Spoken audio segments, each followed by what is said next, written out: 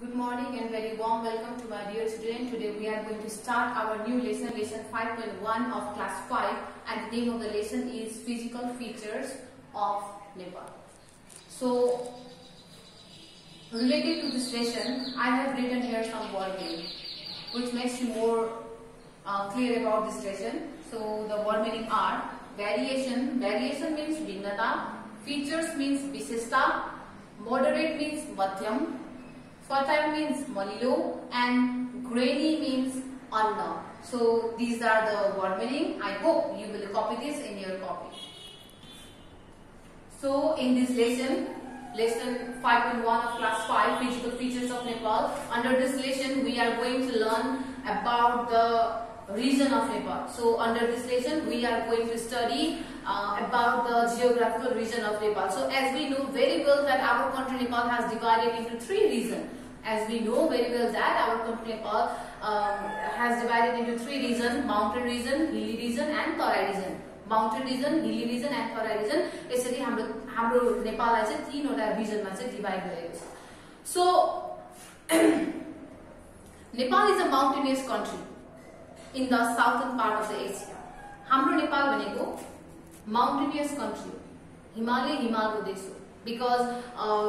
Because almost all the highest mountain of the world lies in Nepal. जति पनि लगभग संसारका जति पनि उच्च हिमालहरु छ, ती सबै उच्च हिमालहरु मध्ये लगभग धेरै जसो हिमालहरु चाहिँ हाम्रो नेपालमा पर्ने गर्छ. Almost all the highest mountains lies in Nepal. That's why our country Nepal is a mountainous country. That's why our Nepal is called a mountainous country which lies in a southern part of Asia. जुन एसियाको southern part मा पर्ने गर्छ. हाम्रो नेपाल एसियाको southern part मा पर्ने गर्छ. Our country Nepal is a mountainous country. It is called a mountainous country and it lies in a southern part of Asia.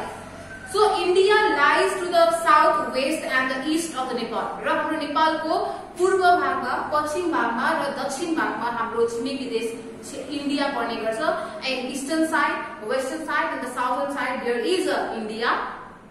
And in the northern side it lies China. र हाम्रो नेपालको northern side हामी गयो भने हामीले China पाउने गर्छौं. So the total area of Nepal is 1,47,181 square kilometer. र हाम्रो नेपालको ओभरअल एरिया कति छ त 1,47,181 square kilometer छ. And it is a small country with a lot of variation. Our country Nepal is a landlocked country.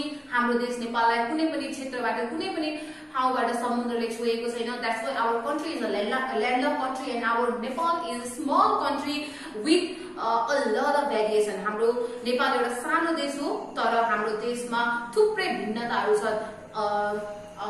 थुप्रै डाइभर्सिटीहरू छ. Our country is small but it is diverse. Our country is small but here is a lot of variation. Here is a lot of diversities we found in geographical region, culture, religious, etc. So our country is divided into 3 main regions. हाम्रो नेपाललाई चाहिँ 3 वटा भागमा अथवा 3 वटा रिजनमा अथवा क्षेत्रमा चाहिँ डिवाइड गरिएको छ. So our country Nepal is divided into 3 regions: mountain region, hilly region and Tarai region. So it is one of the most beautiful country in the world, though it is a small in a size. हाम्रो नेपालको size अथवा आकार सानो भए तापनि हाम्रो देश नेपाल विश्वको सुन्दर देशमा पर्ने गर्छ. Although our country Nepal is a small, although our country Nepal is a landlocked country, but our country Nepal is the most beautiful country in the world. So now I am going to explain the mountain region. So mountain region lies to the northernmost part of our country. So mountain region हाम्रो नेपालको नर्थर्न भागमा अथवा उत्तरी भागमा पर्ने गर्छ. and it extend from east to west. र mountain region पूर्वबाट पश्चिमसम्म फैलिएको छ अथवा फिजिएको छ. so it extend from east to west. Mountain region is extend from east to west and there are many world famous peak like Mount Everest, Kanchenjunga, etc. in Nepal. So mountainous region मा थुप्रै प्रसिद्ध हिमालहरू पर्ने गर्छ, like Mount Everest which is the highest peak of the world, Kanchenjunga, etc. So Mount Everest is the highest peak of the world and its height is 8,848 meter. यही संसारको सबैभन्दा अग्लो हिमाल सगरमाथा पनि हाम्रो नेपालमा पर्ने गर्छ र सगरमाथाको हाइट भनेको 8,848 मिटर छ above the sea level. Sea level बाट I mean sea level बाट यो sea level भयो.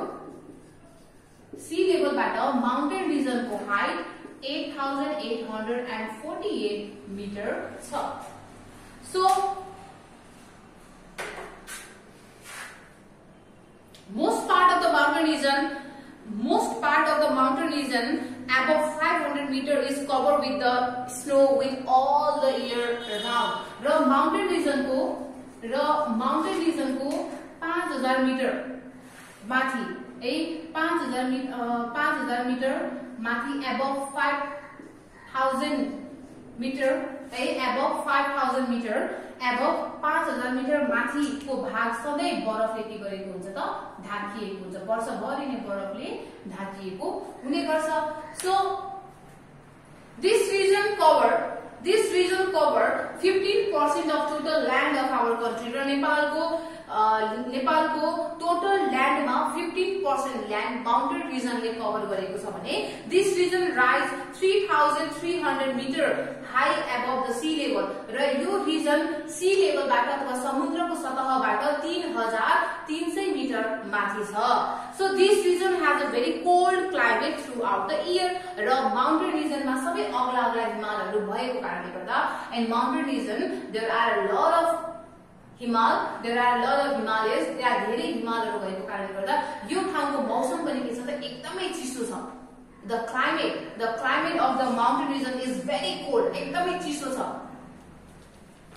So now come to the hilly region. So hilly region lies in between the Tarai region and the mountain region. Mountain region र Tarai region को बीचमा hilly region पर्ने गर्छ.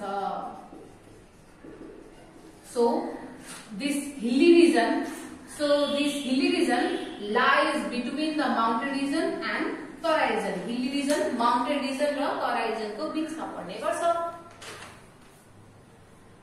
And it extends from east to west of our country. र hilly region पनि mountain region जस्तै east बाट west सम्म फैलिएको छ अथवा लम्बिएको छ, फिजिएको छ. And it rises from 600 to 3300 meter from the sea level. र समुद्रको सतहबाट 600 देखि 3300 मिटर सम्म यो माथि छ. So there are two main mountain range in this region. Hilly region मा दुईवटा मुख्य अथवा important दुईवटा mountain range छ and they are Mahabharat range and the Chure range. In hilly region there are two main mountain range and they are Mahabharat range and Chure range. And in between the Mahabharat range and the Chure range, Mahabharat range र Chure range को बीचमा थुप्रै भ्यालीज हरु अथवा inner Terai र हिल्सहरु पर्ने गर्छ. So it covers 68% of total land area of our country. त्यसैगरी नेपालको total land एरियामा 68% हिली रिजनले कभर गरिएको छ. Pokhara, Kathmandu, Surkhet are the main valley in this region. र यो रिजनको सबैभन्दा प्रख्यात सबैभन्दा फेमस भ्यालीजहरु भनेको पोखरा, काठमाडौँ, सुर्खेतहरु हुन्. And this region has a moderate type of climate, neither very hot neither very cold. यो हिली रिजनको मौसम कस्तो हुन्छ त एकदमै ठिक्कको हुन्छ, माइल्ड हुन्छ, मोडरेट हुन्छ, मध्यम हुन्छ, ठिक्कको हुन्छ. न त एकदमै जाडो न त एकदमै गर्मी. गर्मी भन्नाले खप्नै नसक्ने गर्मी पनि हुँदैन र जाडो भन्नाले खप्नै नसक्ने जाडो पनि हुँदैन. The climate of the hilly region is mild, is moderate, neither very cold neither very nor very hot. So now the last region of our country is Tarai region where we live. So Tarai region lies in the southernmost part of our country. So Tarai region lies in the southern part of our country. Tarai region हाम्रो नेपालको दक्षिणी भागमा पर्ने गर्छ. And it covers only 17% of total land area of country. त्यसैगरी नेपालको total land area मा 17% मात्र Tarai region पर्ने गर्छ भने it is border with the India. र तराई रिजन इन्डियाको बर्डरसँग एकदमै नजिक पनि पर्ने गर्छ and it look like a belt stretching from the east to west हैन र जस्तो हामीले म्याप हेर्दा यो एउटा बेल्ट जस्तो देख्ने गर्छ जुन चाहिँ इस्टबाट वेस्टमा चाहिँ फैलिएको एउटा बेल्टको आकार हामीले देख्ने गर्छौं and this region is very hot in a summer and cold in a winter र तराई रिजनको मौसम कस्तो हुन्छ गर्मीमा एकदमै गर्मी हुन्छ र जाडोमा एकदमै जाडो हुन्छ In Tarai region, there is very hot in a summer and very cold in a winter. And Tarai region of our country get more rainfall during the rainy season. र rainy season मा तो पानी पर्ने मौसममा असाध्य अथवा धेरै मात्रामा पानी पर्ने गर्छ Tarai region मा and it is the most fertile region in our country र अन्य दुईवटा रिजनहरु भन्दा Tarai region को माटो एकदमै मलिलो हुन्छ एकदमै फर्टाइल हुन्छ that's why it is also called the most fertile region of our country and it is also known as the Granny of Nepal र धेरै अन्नपातहरु Tarai region मा उब्जाउ हुने कारणले गर्दा Tarai region लाई Granny of Nepal पनि भनेर भनिने गरिन्छ अन्नको भण्डार पनि भनेर हामीले Tarai region लाई यसरी चिन्ने गर्छौं so this region produce a large quantity of paddy jute wheat tobacco sugar cane maize oil seed and cotton र यस रिजनले विभिन्न प्रकारका अन्नपातहरु उब्जाउने काम गर्छ like paddy jute wheat tobacco sugarcane maize oil seed and cotton etcetera that's why this region is also known as a granary of Nepal so I hope you understood about the three geographical region of Nepal mountain region hilly region and Tarai region okay so look here are some homework related to this lesson 5.1 of class 5 physical features of Nepal so for homework I have given you 3 fill in the blanks and 3 question answer so fill in the blanks question number 1 our country is divided into bracket and bracket so you have to write the correct answer in this gap so you read a gap ma chai answer se correct answer se fill garnu hola so our country Nepal is divided into bracket and bracket region and one region also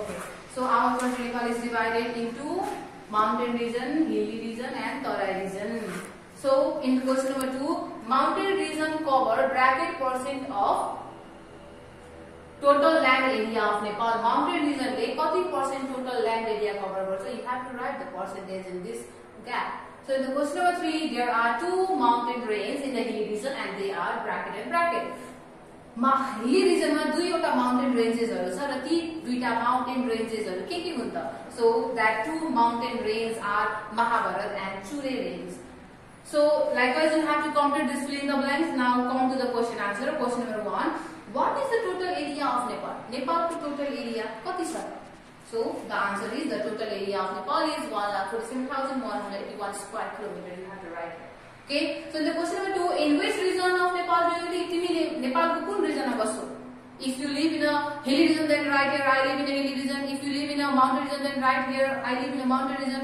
and if you live in a Tarai region then write here I live in a Tarai region okay so in the question number 3 what percentage of land do the mountain region cover in Nepal hey mountain region le kati percent land total land say Nepal kati total land se cover garcha you have to write the percentage so likewise you have to complete this question answer and the fill in the blanks I hope you will do this homework at your home very seriously thank you for your valuable time